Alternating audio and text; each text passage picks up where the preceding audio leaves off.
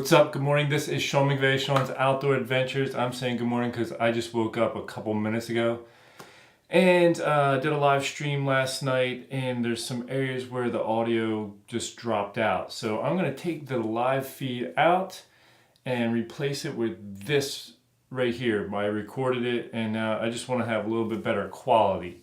So here we go. I'm going to kick in with the live feed from last night. Enjoy. So anyway, we are up and running, and I'm going to talk about this in a minute here. I'm just going to let people get a chance to get signed on here. Hey, Hunting and Fishing 603, you've been commenting a lot lately. I appreciate that. Thanks for tuning in. Dustin, hey, how you doing? John, what's up? Lewis, what's going on, brother?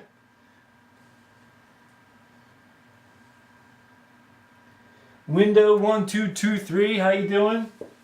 So people are signing on, and people are getting this broadcast in a lot of different areas. And I'm going to mention this again because there's going to be people filtering in over time here. I am a one-man show. I don't have a camera crew. I'm doing all this by myself. It's a little bit of a lot to manage in some respects. And this feed is going out in a lot of different destinations, so I'm not sure where you're tuning in. But I have a computer here. You can see it just in the corner of the screen there. And I'm monitoring my YouTube channel, Sean's Outdoor Adventures, and my name is spelled S-E-A-N. It's funny how many people lately have been writing to me and spelling my name a different version, and I always chuckle. But anyway, it's Sean's Outdoor Adventures on YouTube. So even if you want to watch it where you're currently at, you know, a Facebook page or wherever it is, and if you have a question, bring up my YouTube channel in another window or something, and when you're ready to ask a question, put it on there, because that's going to make it easier for me to find it and answer it. Last time after the feed was over, I was trying to quick write answers to questions I didn't get to in my channel even. And then later on, I checked out some other locations like Facebook and places like that. And there were people posting questions on those outlets. And again, I'm not monitoring them. So I tried to answer some of those after the fact. I may not always be able to do that, but I do my best to answer questions. So if you have any questions, please pop over to my YouTube channel and check with me there. That would be really helpful. So it looks like we've got some people. We're up and running. We're a couple minutes in. So I want to go ahead and get started.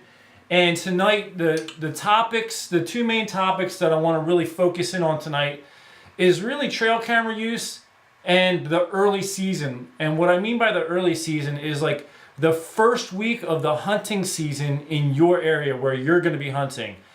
And the reason why I want to focus on this right now is because my personal strategies for that first week are different than the weeks following, especially when you get toward... Now, my hunting season in Pennsylvania always begins in October, right around that first week of October. It's the same with where I hunt in New York. Maryland's a little different. I do hunt in Maryland. They open almost a full month earlier. They're kicking in September. But my point is, my strategy in that first week, whether I'm in Maryland or in Pennsylvania, New York, is pretty much the same. But then you got to start to modify the plan in a lot of situations as you get into those following couple weeks. So I want to talk about that, and I really want to kick this off by talking a little bit about trail cameras. So I'm going to talk about trail cameras, and then I'm going to move over to the board to draw out some examples for the early season. And when I get over to the board, I am going to address the whole map reading challenge thing and how you, the viewer, can win a Bowtech Range 6 and some other prizes like an XOP tree stand. I'm going to address that too when I get over to the board, because I've been getting a lot of questions, and I want to try to clarify some of that as I can throughout the series. And I'm also going to throw this in real quick. The next week's episode, I want to talk about the pre-rut, meaning the week before the rut comes in, and the rut. So originally I was going to do those as 2 separate episodes, but in order to fit some more content in before the season starts, I'm going to condense them down into 1 episode, and that's going to be next week. So the pre-rut and the rut will be next week. And since I'm doing that, maybe if I have time, I'm also going to talk about that time period between the early season, the first week of the season, and the pre-rut, because there's that, a lot of people call that the mid-season lull, L-O, lull. It's so weird pronouncing that sometimes. So the mid-season lull is, there's some strategies that you can implement to help you remain successful during that time period. So, and the last thing before I get into trail cameras, I'll say this. I'm going to be checking questions at toward the end. So if you want to wait until right when I'm ready to ask your question, that would be helpful, because a lot of people, make comments and stuff in the feed for this on my channel. And if you throw a question out now and a bunch of people comment after that, I might not be able to find it, when other questions are coming in down below. So make sure you save your question until I'm saying, hey, throw your questions in now. Or if I'm starting to address questions and you feel like maybe yours is too early and I'm not seeing it, put it on there again. All right, so let me address trail cameras. Trail cameras are an incredible resource. They have been a game changer for so many of us in the hunting world. I mean, I grew up before hunting, before trail cameras even existed. And, I remember when my neighbor got this thing, it was a trail timer. And this was a huge piece of information. What it was a string that you tied on one tree and you hooked it into this little device on another tree, and it kept the time until that was kicked off by a deer or something, and then it stopped the time. So you would be able to see what time of day did an animal walk down that trail. And that was huge for us. And I mean, that's back in the early 1990s. And as some of you may already know, I've been hunting for like 30 years. I'm older than I look, and reaching that mid-40s range. So I have a lot of experience. And getting into trail cameras, and this is something that somebody asked me recently, and Dan, if you're watching, this is related to your question. He said, if there's a pie chart, how big of a slice of that pie does trail camera use fit in that with your hunting regime or your plan? And I don't necessarily know how big the pie piece is, but I do think it's a piece of the pie that I do not want to live without, because we have that now. And trail cameras give you information around the clock when you're not there to really help you make a game plan. And what I mean is, I don't care if you're getting the biggest buck in the world at your spot. If that buck is coming through there at 2 in the morning, you're not going to get that buck. I mean, unless it's during the rut and the buck's cruising around. But we're talking about the early season right now. And so for the early season, you're not going to get the buck if he's coming through at 2 in the morning. And so, I can't hunt right here and expect this buck to come during shooting hours. I mean, there's always a chance, but if he's coming through regularly, that information is huge, because if you've got buck rubs everywhere and scrapes, but you're never seeing the deer, it's like, well, why not? And that's because he's not coming through until the middle of the night. I used to guide over 10 years ago. I was a guide out in Illinois for an outfitter. And we all had different pieces of land that we managed as guides. And there was guys that were guiding people on other pieces of land, not the one I was running. And they had rubs and scrapes everywhere, and they were setting their hunters up on it. And no one ever saw a deer at all during the day at those spots. And back then, we didn't have trail cameras either. And this is going back quite a few years. And it would have been helpful if we were getting all nocturnal movement, we would have said, hey, don't set your hunters there, because the deer are coming through in the middle of the night. So what I'm hoping you're realizing real clearly is that trail cameras are very helpful to give you useful information, but there's some do's and don'ts that I think will help you keep your hunting spot pristine and ready to be hunted. One thing, and I'm going to throw this in too before I say what I was about to say. I was going out to set a trail camera up on public land, and I'm in Pennsylvania. You're not allowed to bait. I'm pretty sure you're not allowed to do any of that on public land. You're not allowed to put bait out, or I know you're not allowed to put minerals out. or any of that kind of stuff. It's not allowed. And so what I do when I'm setting trail cameras on public land is I look for good trail crossings where they intersect, because a lot of times deer will slow down and sniff a little bit when they're coming on a major intersecting corridor to see, if what deer were moving the other direction. So I look for those key intersections and I set my camera up there, or I look for a blown down log so the deer might stop for a moment and step over the log, and I might get a picture of them, when they slow down to stop. Because a lot of your cheaper cameras, the trigger isn't real fast, and so you might get a lot of empty pictures or the tail end of a deer, so you don't know if it was a buck or not. And so you need something that's going to slow them down, especially in public land where you're not allowed to put minerals out. But let me say this. I was running cameras on this new piece of public land that I was checking out this year, and I was getting all daytime pictures. Morning, middle of the day, evening. I might have had one nighttime picture, and that was it. And I was going in there to set up another camera because I was looking for a spot for my dad, which ended up getting stolen. And some of you who follow my channel, heard when I mentioned that. But anyway, there was a guy walking in to set up trail cameras as well. And he openly admitted to me that he puts out stuff to attract the deer. And what he also said was, you're going to find when running cameras in here that all of your pictures are nocturnal. The deer just don't move during the day. And I was like, you're wrong.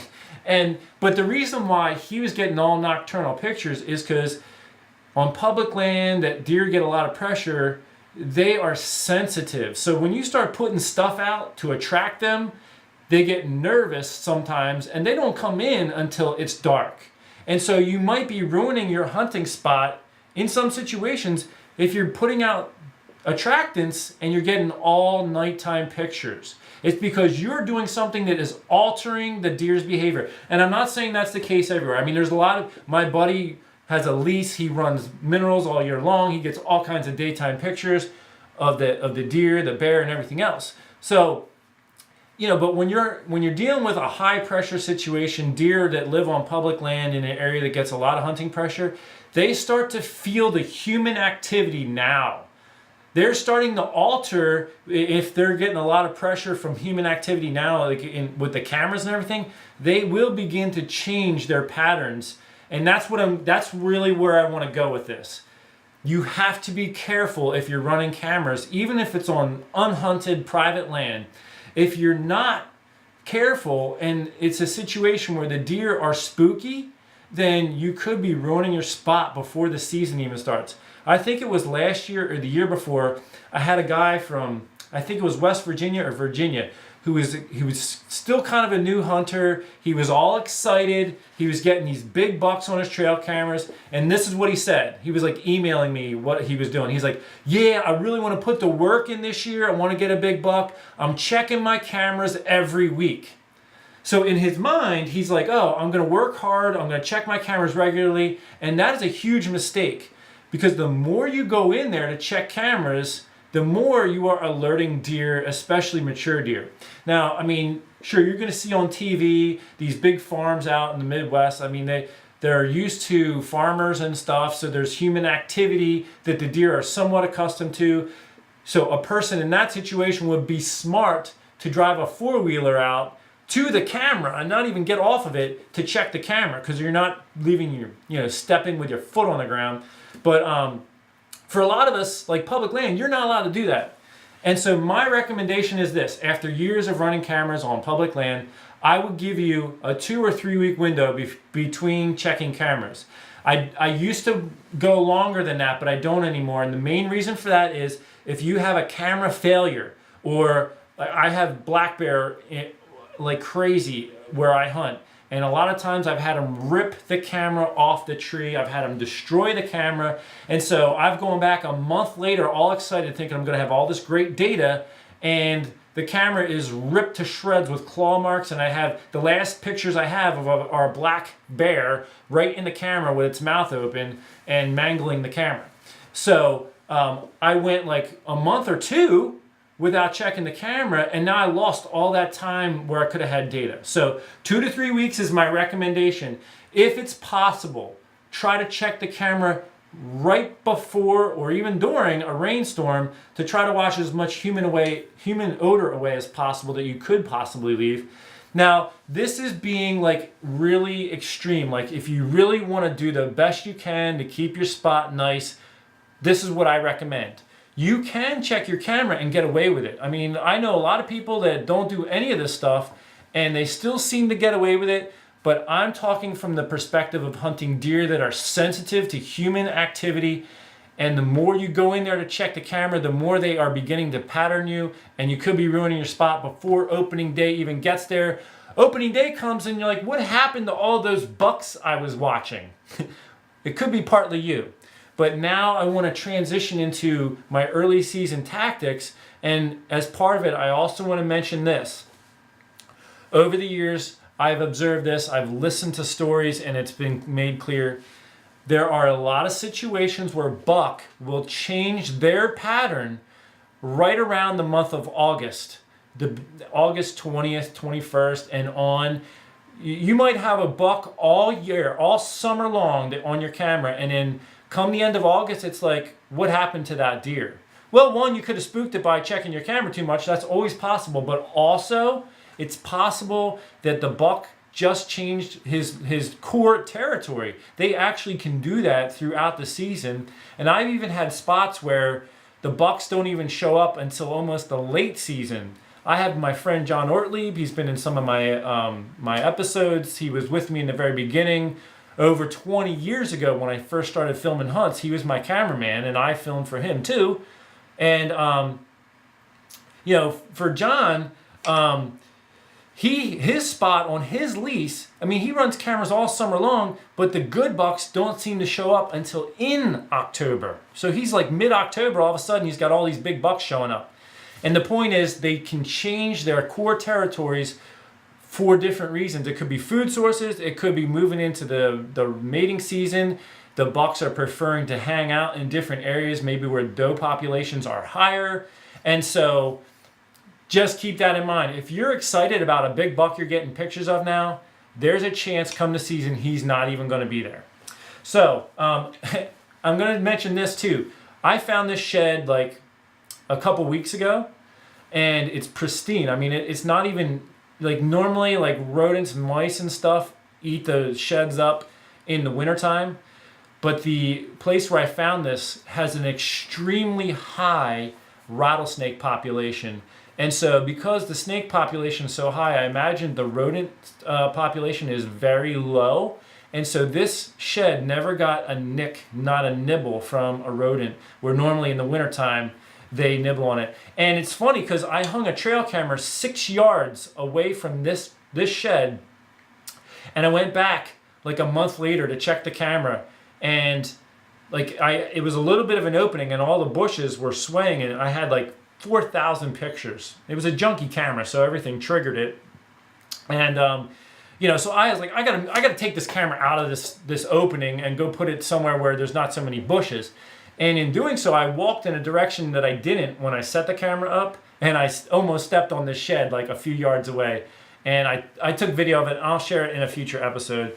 But let's go over to the board, and what I want to do while we're over here is I've been getting a lot of questions about the Map Reading Challenge stuff, because viewers are going to have an opportunity to win. Yes, you, person watching right now, could win a brand new Bowtech Rain 6. You choose the color, whatever, however you want it. And so there's that opportunity for you. And as a result of that, I've had a lot of questions. I aired a video to introduce it this past week. I put it in a card. If you're on my YouTube channel, I put it in one of the videos in the card that you can click on the icon in the top right corner, and it shows you a couple videos. It's one of those for more details. But here's the bottom line for you, the viewer.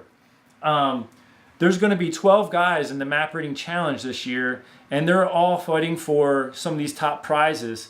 And your involvement is important for these guys. So in addition to the score that they get during the hunt, the number of views that you give their videos. There's gonna be a scout trip video and a hunting video on each guy.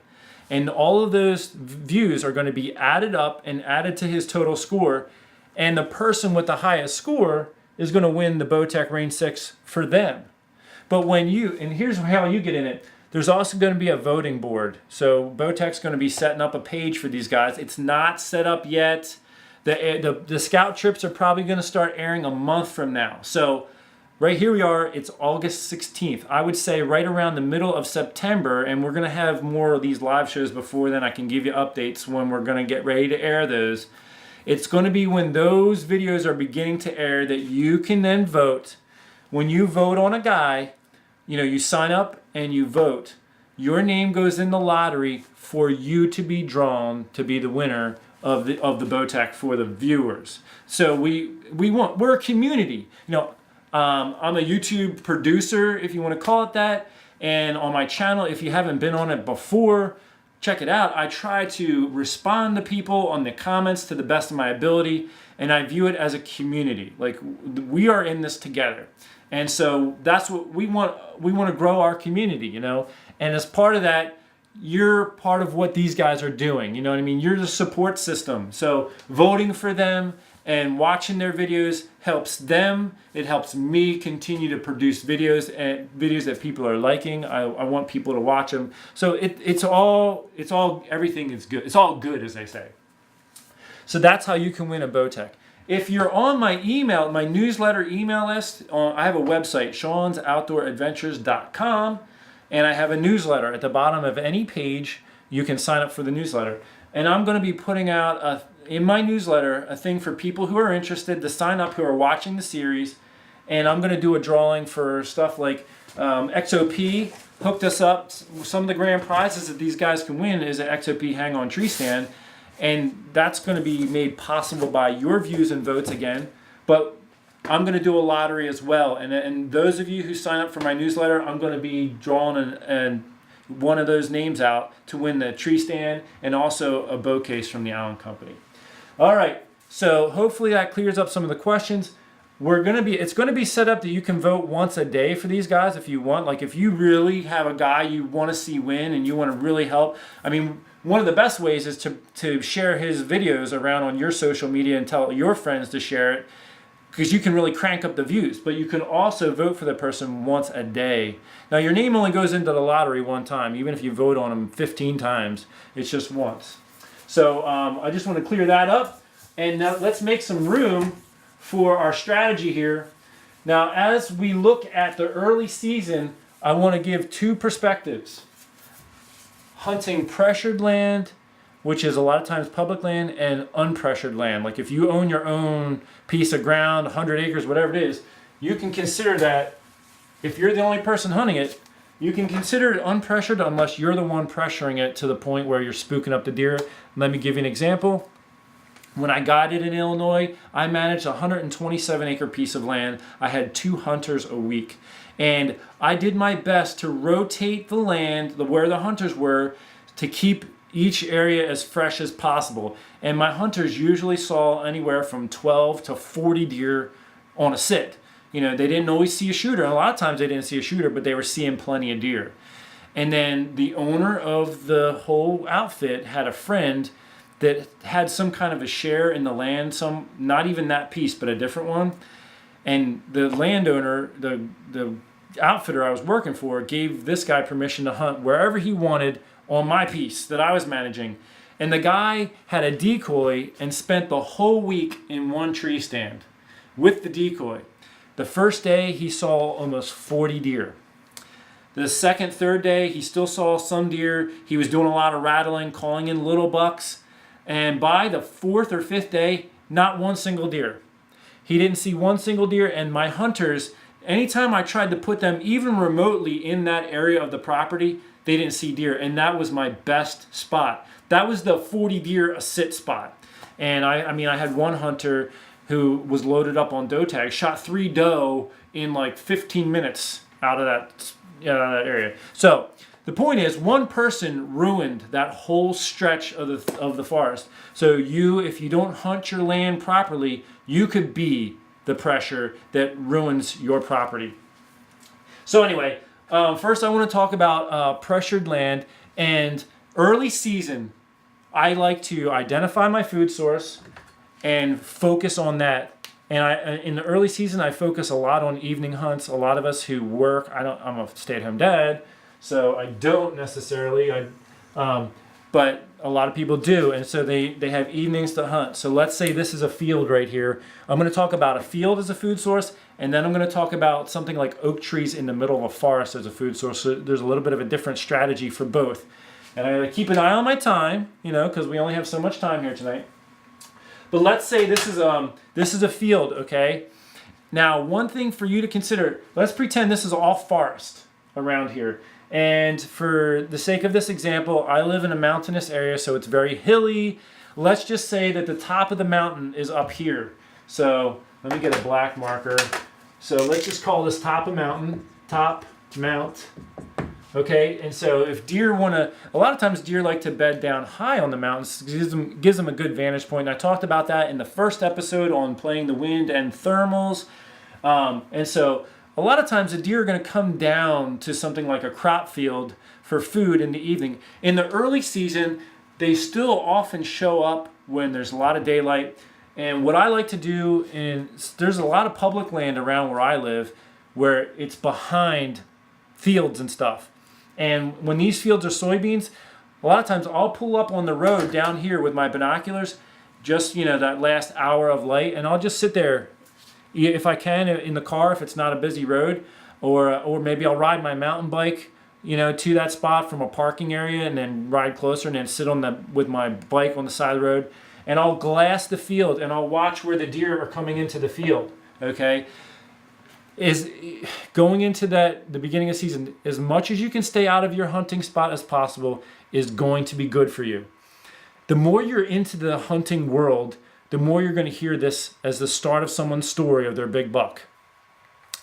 It was my first time in that stand. And then the story continues. Let me say it again. It was my first time in that stand. So often, your best chance of harvesting a good deer is the first time in, and that's because you haven't alerted the deer with your scent. Whether it was walking in or the wind kept shifting on you while you're in the stand and messing you up. I just got a text message. Let me make sure there's not an issue. Oh. It's my friend Corey, who's in the Map Reading Challenge. Sorry for the interruption there. But anyway, getting back to what I was talking about, I think is what I was saying.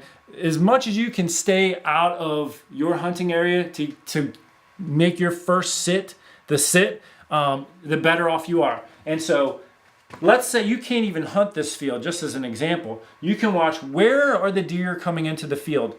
And very often, this is what I observe. Let me just erase these real quick.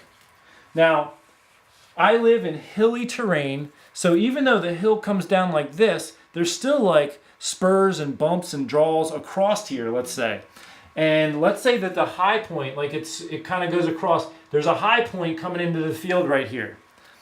A lot of times, if the deer don't have the wind in their favor, let's say there's a thermal or a wind that's coming like this, it's coming down the hill, the deer can't wind anything in that field. And so their best vantage point for entering the field is the highest point, whether it's here or here or here. A lot of times they like that highest point because they can see down into the other areas. So your good deer, they come up to the edge of the woods and they just survey the field. Like if it's a soybean field or some other grassy field, something other than corn, because corn, they can go in there and disappear and they feel safe right away. So it's different with corn. But when you're dealing with something that you can see the deer and the deer can see in the field, they look for these advantages. And so a lot of times I've observed deer coming in on those high points. Now, for you in the early season, I focus on the food sources and I want to hunt kind of close to them because I call them epicenters. Let me give you an example. Let's say there's deer bedded over here and deer bedded over here and deer bedded over here and deer bedded here. And they're all going to that food source in the evening. But if this is one of the advantages for entering the field, you might have this happening.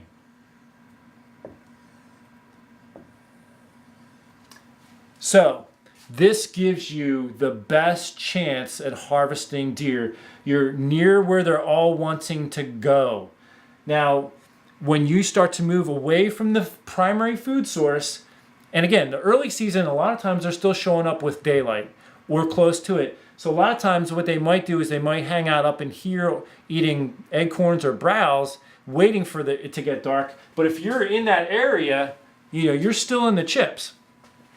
And so the key is, and it's obvious when you have a crop field, but where is my key food sources? Now the deer over here, they might be doing something else. They're probably not looping all the way back over to come in over here. So if your big buck, is bedded over here that day and you're set up here, you're just not going to be getting a shot most likely. Unless you get lucky, he comes out in the field, you call him over. But that's not always going to be the case in the early season because they're not all fired up just yet. I mean, they can come over. In early season, bucks do like to meet up in bachelor groups. So if you want to call, and I talked about calling the last time, but I would just use grunting. And if the grunting doesn't work, I might use, if I have a rattle antler or bag, I would do soft sparring in the early season to see if I can get some interest for him to come over. But that's it. I'm not getting aggressive. I'm not throwing snort wheezes, and I'm not calling excessively, just a little bit. And if he's not responding, I let it go. Because you got to look at it like a chess game. If you're hunting a good buck, you got to think, okay, it might not be tonight, but I don't want to destroy my hunting spot. I don't want to totally give away my best tree stand location. And so I got to play it gentle. And I don't want to spook this buck off. So, if it's a spot that you're going to be hunting, you might even want to just let him go that night and just say, all right, he didn't come my way tonight. I'm going to try to get out of here without getting detected and save it for another day. So that's all part of the strategy. We're not being aggressive. And this is my suggestion anyway. And I'm looking for the epicenter if there's an area that the deer want to really enter the food source. Now let's say this. The deer are still in our same locations over here, but let's say the wind is coming this way. Okay? In my experience, there are deer that are habitual. If there's deer that like especially doe, they get on patterns and sometimes they just lock on them. If there's a doe that wants to enter the field there every day, she might do it even if the wind isn't perfect. But a lot of your smarter and warier deer, they're going to be favoring the downwind side of the field. So a lot of these locations, and you got to remember, deer are often not in a rush to get to where they're going. So deer that are bedded way over here and the wind's blowing this way, they might just mingle around, do whatever, and kind of work their way down here and be coming into the field 2 hours after dark. That's very possible. Same with the deer here. They could be working their way down. These you already know what's out here. They've been smelling it all day long. But my point is, they might come down here and enter the field here. They might come in the corner here because they might catch the wind here and be able to see out there if they're coming before daylight.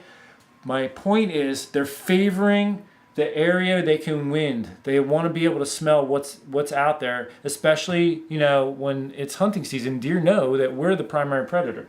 So your plan when you're setting up in the early season, I'm looking for the epicenter where a lot of the deer are coming together to enter these fields. You're going to see key trails coming into the fields. But the night of my hunt, I want to look for what is the downwind side of this food source, and I want to try to key in on that. So like if your favorite stand is right here, but you're getting a solid wind this way, you might have the good deer slipping around you and actually winding you right when they get to here and going back up without you knowing it. They might be far enough away that you don't hear them. There's a lot of times you're in the woods and you look over and there's the deer. It's like, whew, I didn't even hear it coming. So especially the early season, the leaves aren't dried out and crunchy so much yet. And so, okay. Now let me just erase this, and I got to speed up a little bit here because, I only got a little bit more time and I want to open it up for questions. So, okay, let's say you're hunting pressured areas. So the deer in pressured situations, they're going to get up close to the end of the hunt, or the end of daylight, but they're not going to move much more toward the food source down here. So these deer, they might get up and they might just hang out right here. And, if there's anything for them to eat, and they'll wait till it's dark and then they'll start moving down. What you need to do is, like, say there's a deer here, you need to give yourself an extra 2 hours or whatever. You need to spend the energy of your time getting to your stand quietly, but you need to get up closer to them. Now, what this means is a much harder hunt. That's why us public land hunters have a harder time sometimes. But you need to get closer to the bedding area without spooking them. So you don't want to get right on them, but within a few hundred yards, if those deer are just getting up a little, like that last 45 minutes of daylight and mingling around, then you're just going to have to do your best. But if you're sitting down here and these deer are getting up and just hanging out up there, you're not going to get a shot anyway. And so you've got to work hard is the bottom line. When I'm in this kind of a situation, I know I'm probably not seeing these deer over here. I'm definitely not seeing these deer over here. I'm probably not seeing these deer over here. So I have to really hone in on where do I think the deer I'm after is bedded, and how can I get within a few hundred yards of that before it's going to be dark. So, if this is your only hunting spot, it's going to be tough for you. That's why I like to pick so many different spots on public land. You might just want to come in, take a super long time to get up to that spot and hope for the best, But so I want you to keep that in mind. If you're hunting pressured situations, the deer might not be showing up here till it's too late. Okay, so you're wasting your time sitting there in a lot of situations. Now, let me just erase this real quick. All right, now that could still be the top of the mountain. Let's say, now I hunt Pennsylvania, Maryland, New York, a lot of these states, oak trees, and I've hunted Illinois, Iowa, and there's a lot of oak trees out in our country. And they become primary food sources for the deer, especially wooded deer, where there's not a lot of crop fields around. And this is a terrible drawing, but it's to illustrate something. This is supposed to be some form of an oak leaf, but the point of that is there's rounded edges. And here's another oak leaf, and it doesn't actually look like an oak leaf, but I was never good at art and drawing, as you can see. But so there's an oak leaf with rounded edges, and that is just so bad. Let me try again. And I'm sure you're laughing right now, and that's fine. Feel free to laugh.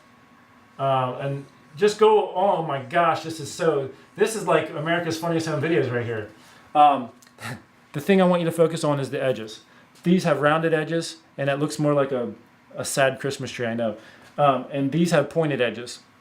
In general, when you're looking for white oaks, they have white or rounded lobes, and the bark is kind of a whitish tint to it. Your red oaks are going to have pointed leaves, and it's going to be a lot of times a smoother bark. And this is what you want. You want the rounded. You could have red oaks dropping acorns like crazy around your hunting spot, but red oaks are bitter.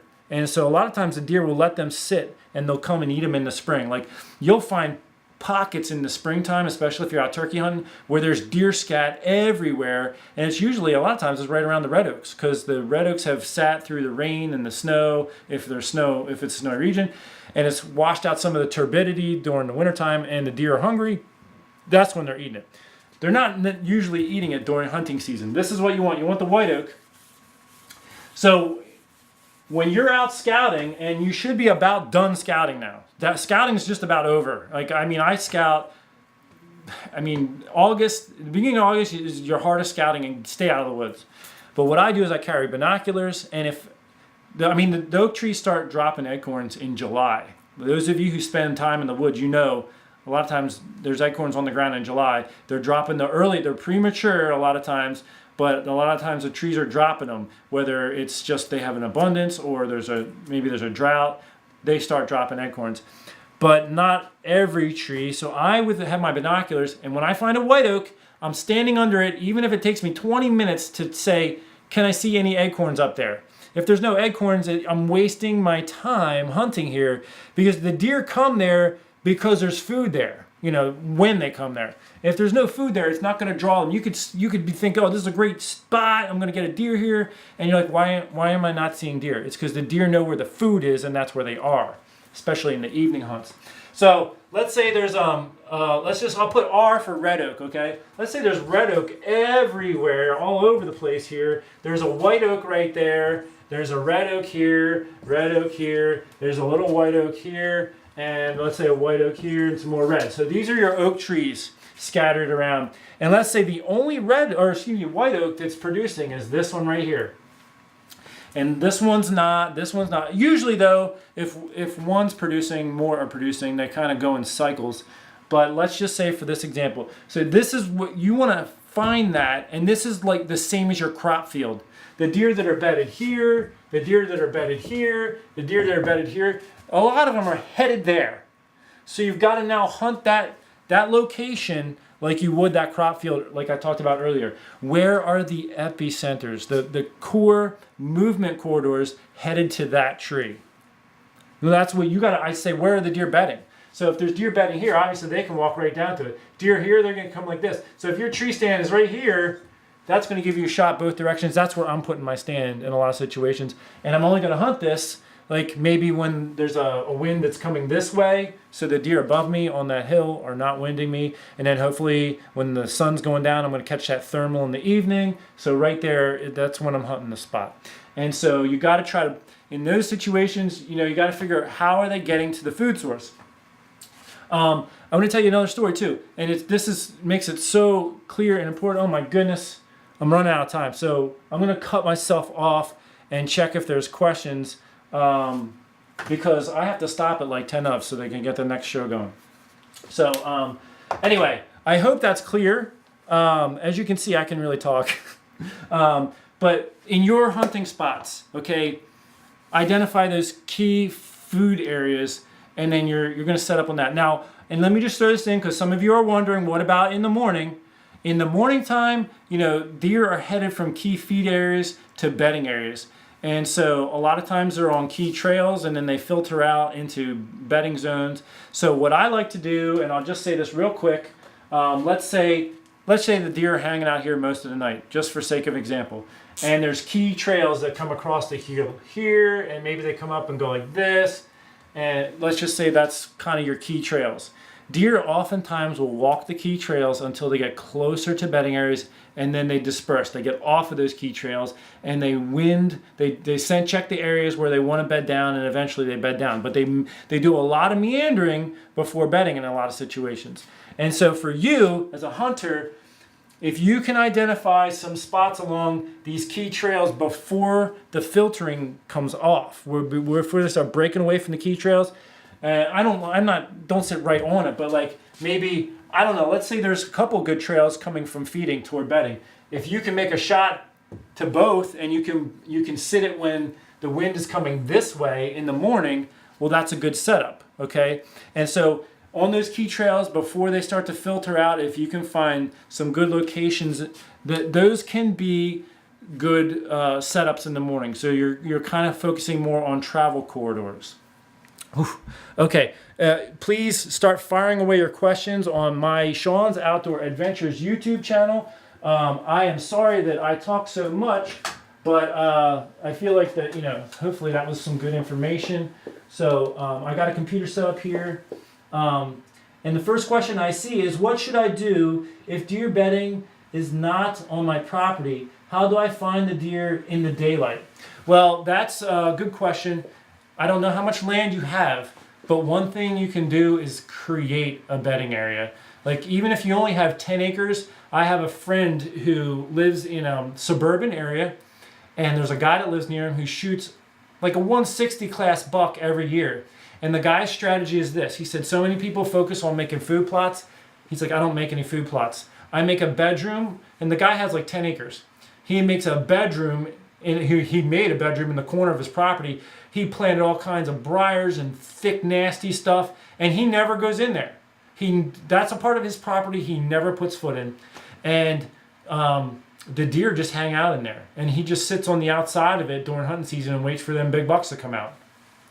Now, let's say you can't do that, or you don't have enough land to really create that in your situation.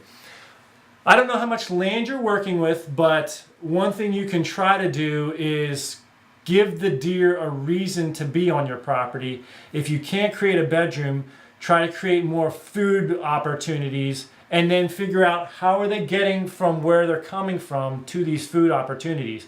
And so you're asking me how to find the bedding in a certain sense. Maybe you can identify some key trails that are coming in and going out. And when you're on those trails, or even take a rake and rake the leaves and everything off the trail so you got dirt. And so you can see which way are the deer tracks going. Are they coming to my property here? Well, then you know where they're coming from and try to identify. Now, if you can't get permission to hunt the areas where they're coming from, again, that's where you're going to have trouble. Maybe you're going to need to try to ask some permission. But as far as finding out where they're bedding, unless you can follow the deer back to where they're coming from and see what's back there. Is there thick stuff back there? Is there something that they're preferring? And where is that? If you're not able to do that, that's going to just inhibit you. If you can talk to neighboring landowners and say, hey, do you mind if I don't want to hunt your land. I'm just trying to figure out how the deer are getting to my land. And do you mind if I just take a walk just to see where they might be coming from or whatever? They might let you, they might not, but you never know until you ask. So that's my best effort in answering your question. I hope it's good enough. If a person has never hunted deer before, would you recommend going out with someone who is experienced? How does one find people that can teach people new to deer hunting? And that is Daryl Love. Okay, it's definitely good if you can get out with somebody who has some experience. I set up a video on my channel to try to help people find other people for hunting. Like this guy was in Pennsylvania. He messaged me saying, do you know anybody in my area? I tried to recommend a few people, but I made a video and I said, if you're in Pennsylvania and you're looking for people to hunt with, comment below and try to network with each other. So there are forums out there for hunting and for archery. You can look into some forums. Daryl, if you can tell me real quick what state you're in, maybe there's some people who are watching who are in your state and you can, hook up with them. There's a lot of people commenting in the feed right now. So, you can try to see if anyone's, answering that. But I do recommend, if you can, hunting with somebody. If you can't, I have a whole playlist on my channel called How to Hunt Whitetail Deer. I actually made it one of the cards. If you're watching, well, you're commenting on my channel, so you're probably there. There's a card called How to Hunt Whitetail Deer. There's probably 30 videos in there, and it's tips to try to help people like you learn tricks and tips and the ropes to be successful. And there's so many people, I get emails all the time from people saying that these videos help them get their first deer. So hopefully that will help you. That's why I designed my channel the way I did. I tried to make it a resource for people like you to learn from. And there's also a playlist called how-to videos. There's like how to butcher a deer on the ground in the woods. There's how to gut a deer. I mean, stuff like that. But ask around. I go to church, and funny enough, that is a huge resource. Like I sometimes stop and ask a couple people some questions when I'm visiting my relatives or in-laws. I'll talk to them about people in their church. Hey, is there anybody here that wouldn't mind me coming hunting if I want to come hunting here? You'd be surprised at how much feedback I get. So if you have any channels like that, and it doesn't have to be church, but any kind of social networking out there, start throwing the question, hey, I'm looking to hunt. I'm looking for somebody to hunt with. Do you know anybody? And that could open some doors for you. All right, I think I got time for one more question. Let's see. Let me see here. Looks like I already answered that question.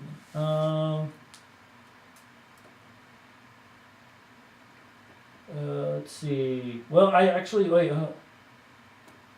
think that's it. That's the only question I'm seeing, which is good because I'm basically out of time. So let me just throw this in there. First of all, I want to thank all of you who are watching right now. I'm passionate about what I do. I love hunting. I'm very grateful to Bowtech for kind of reaching out and offering me this partnership where we're working together to provide this content for you. I'm sort of the information provider, but they're passing this out through a lot of information streams through their website, their YouTube, and mine, and so it's a neat opportunity, and I appreciate that. If you're not currently a subscriber to my YouTube channel, I really ask you to please do that and click the bell icon, which notifies you when I make an upload. Because if you don't, then you won't necessarily be notified. YouTube doesn't just notify you when I upload. It's unless you have the notification turned on.